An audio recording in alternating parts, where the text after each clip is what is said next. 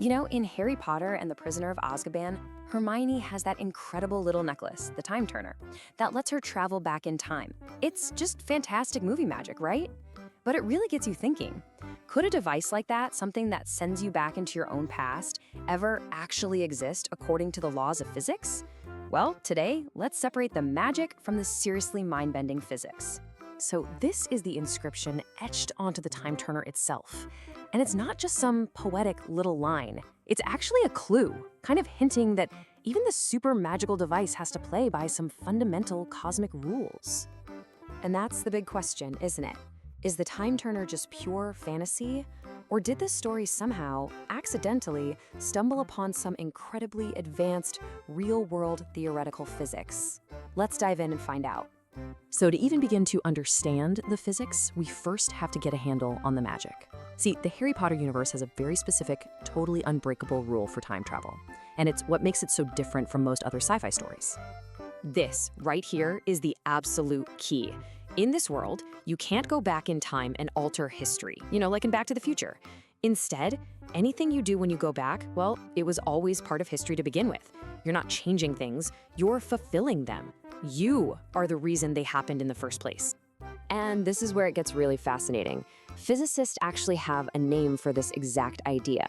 It's called a closed timelike curve, or a causal loop.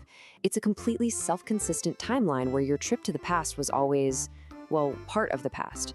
You don't change anything, because you were always meant to be there. And the movie illustrates this perfectly. Remember when Harry and Sirius are about to be overwhelmed by Dementors? They're saved at the last second by this powerful stag Patronus from across the lake. Later, when Harry travels back in time, he's waiting for this mysterious savior to show up. But nobody does. He realizes it has to be him. It was his future self all along. His future actions were already baked into his past. He didn't change a thing, he just closed the loop. Okay, so the story's internal logic actually lines up with a real physics theory, which is pretty amazing. But what about the device itself? How could we non-magical muggles actually go about building something that bends time? The whole possibility starts right here, with Albert Einstein. His theory of general relativity completely changed how we see the universe. It tells us that space and time aren't separate things. They're woven together into this single fabric called space-time. And really massive objects, like planets and stars, can literally warp and bend that fabric. So if you could warp it enough, you could theoretically bend time back on itself. So how would we do it? Well, the magical method is pretty simple. You just spin a necklace. The theoretical muggle methods, they're a little more ambitious. Let's take a look at the two leading and frankly mind-blowing candidates. First up is something called a Tipler cylinder. Okay, bear with me here. The idea is you take a cylinder that is infinitely long, make it incredibly dense, and then spin it at nearly the speed of light. This whole setup would literally drag space-time along for the ride, creating a path where a spaceship could fly in a spiral and land back at its starting point before it even took off. The problem?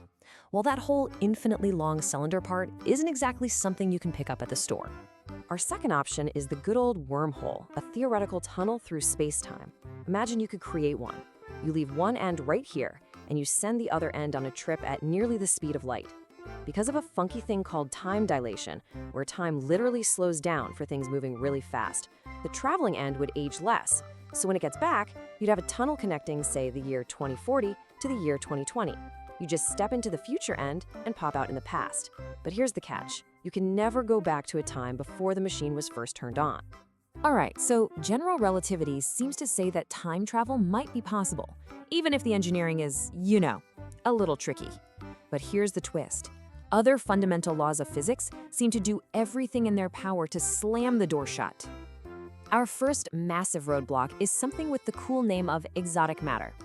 See, to keep a wormhole stable enough for a person to actually walk through it, you'd need a substance with negative energy density.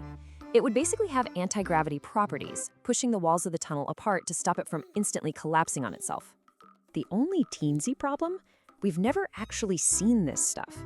It looks beautiful in the math, but so far as we know, it doesn't exist in the real universe.